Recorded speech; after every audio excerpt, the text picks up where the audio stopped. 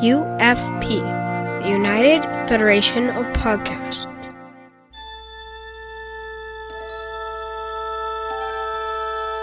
Stand by to receive our transmission.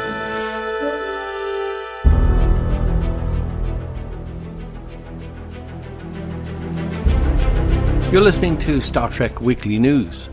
I'm Tony Robinson. In this week's news we ask, is there a mirror universe?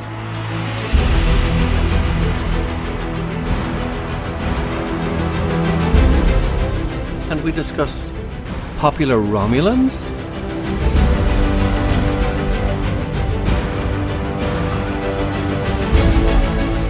All this and more coming right up.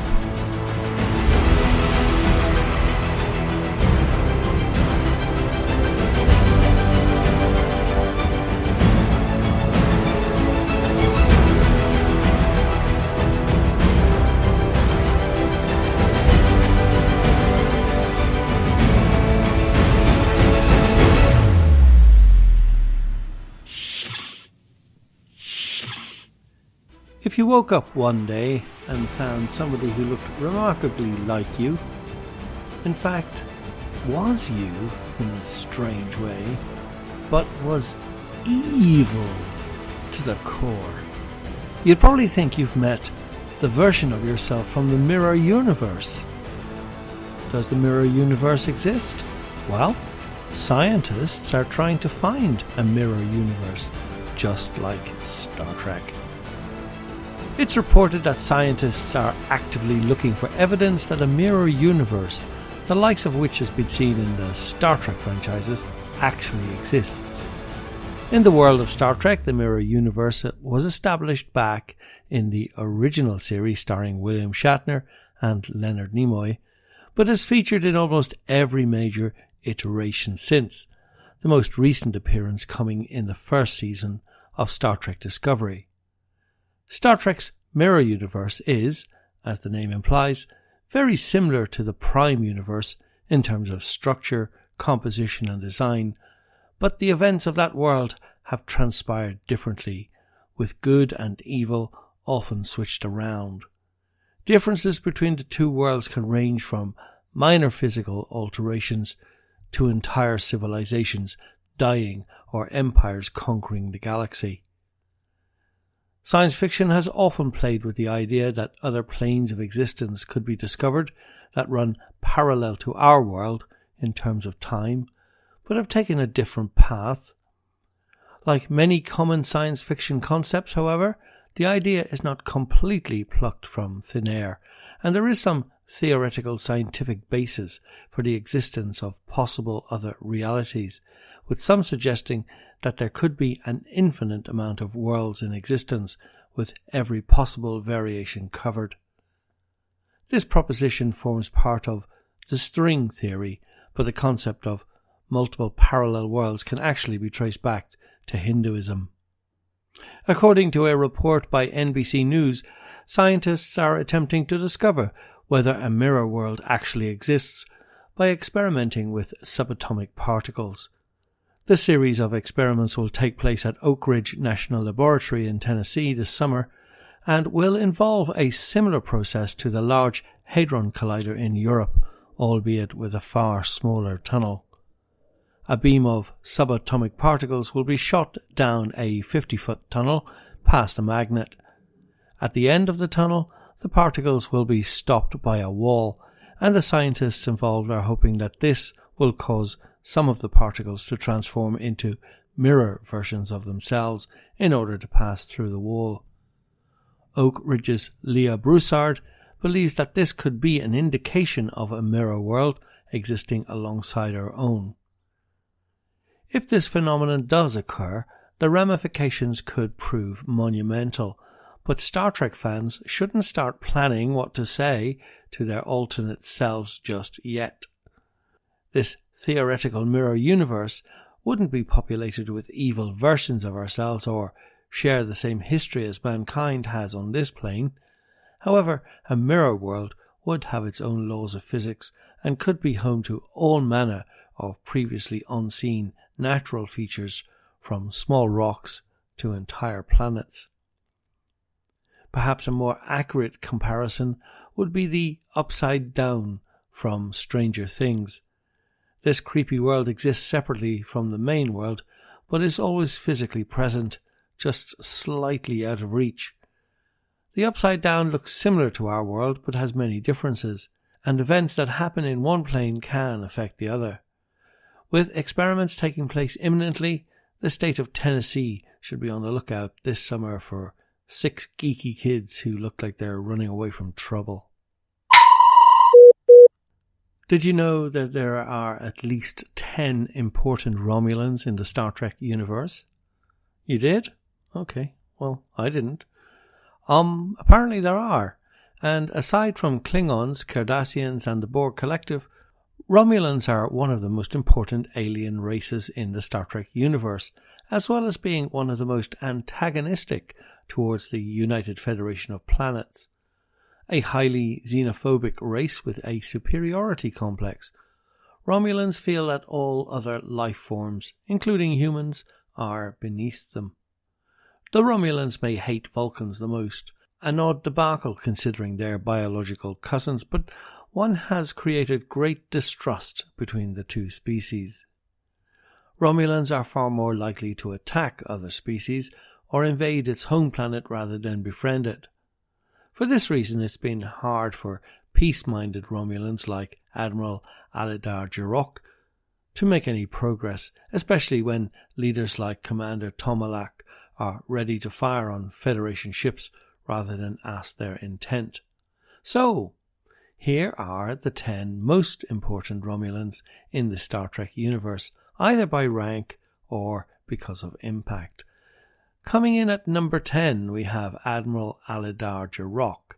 In The Defector, an infamous Romulan admiral defects to the Federation in an attempt to prevent civil war. Concerned it will destroy the Romulan Empire, he initially feigns being of a junior rank, only to reveal his true identity when he can no longer conceal the pain of his emotional state over Romulus. Captain Picard doesn't exactly admire his actions, citing that his first duty is to the Romulan fleet and his personnel rather than his own emotions. Picard views him as a betrayer of his people until he explains that he doesn't want his daughter to grow up in a world of constant warfare and doesn't care if she later feels he was a traitor. At number 9 we have Commander Tomalak. A prominent officer in the Romulan military, Commander Tomalak was an influential strategist who encountered the Enterprise D and its crew several times over the course of their missions. Tomalak commanded a Romulan warbird that crossed the neutral zone in search of a missing Romulan ship, begrudgingly offering his respect when he discovered it was Geordi LaForge that kept the survivors alive. Though he often employed the Romulan strategy of deception to achieve his goals, those occasionally coincided with assisting the Enterprise if it proved beneficial for both parties. It was thought he begrudgingly respected Captain Picard and his crew, often not reporting their manoeuvres near the neutral zone to the Romulan government. Number 8 brings us Sela. It's a well-known fact that Romulans deal in smoke and mirrors, lie and deception.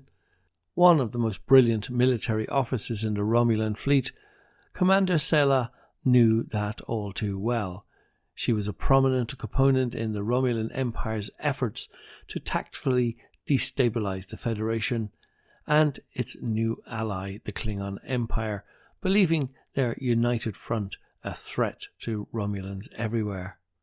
Sela was the offspring of an alternate timeline Tasha Yar, the USS Enterprise D's former chief of security and a Romulan general. She frequently employed subterfuge in her dealings with the Enterprise, such as kidnapping Geordi LaForge and brainwashing him into killing a prominent Klingon politician. Hailing at number 7, we have Nero. In the Star Trek film from 2009, Captain Kirk, Mr. Spock and company take on Nero, a Romulan miner from their future who seeks vengeance for the destruction of the planet Romulus in 2387. He transports himself to 2233, disrupting the space-time continuum with his actions in the past, resulting in the creation of an alternate reality.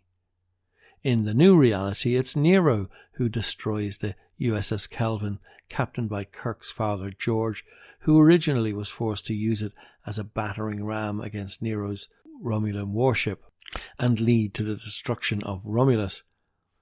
The new timeline freed up the movie to go in different directions from the television shows. At 6, we have Bokra. When the Enterprise D responds to a distress signal on Galorndon Core in the enemy, a planet with radiological storms near the neutral zone, they never expect to encounter a crashed Romulan vessel. Lieutenant Commander Geordi LaForge beams down with Worf, Riker and the rest of the away team, but gets separated from the group only to encounter a Romulan survivor named Bokra. While initially the two are suspicious of one another, the two enemies have to cooperate to successfully survive the inhospitable planet. Meanwhile, on the Enterprise, the crew negotiates with a Romulan warbird intent on locating its personnel. Geordi is able to beam aboard with his new companion, who informs his fellow Romulans of Geordi's distinguished valor and assistance. At 5 we see Ba'el.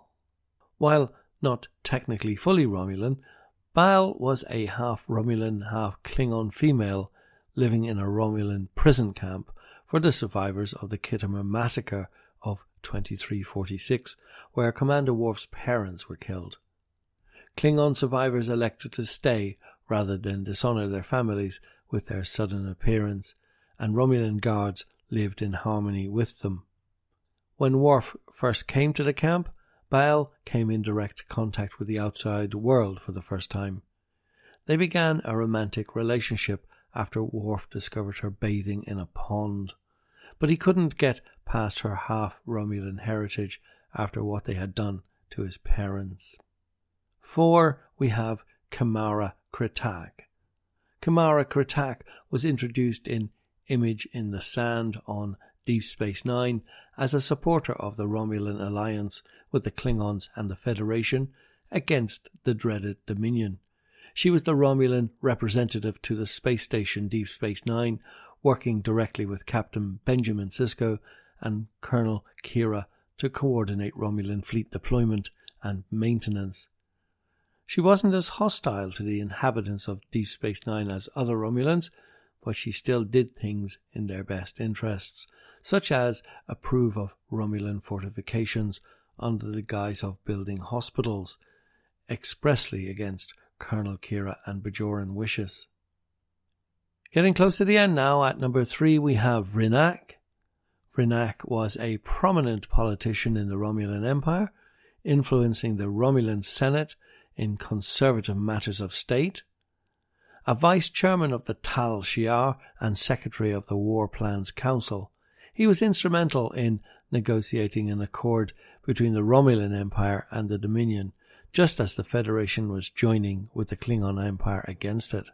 He became the victim of a plot of subterfuge concocted ironically enough by Captain Sisko of Deep Space Nine and Garak, who forged data informing of a Dominion attack so that Vrinak would return to the Romulan Empire with it and change their pact. Vrinak died when the data rod self-destructed.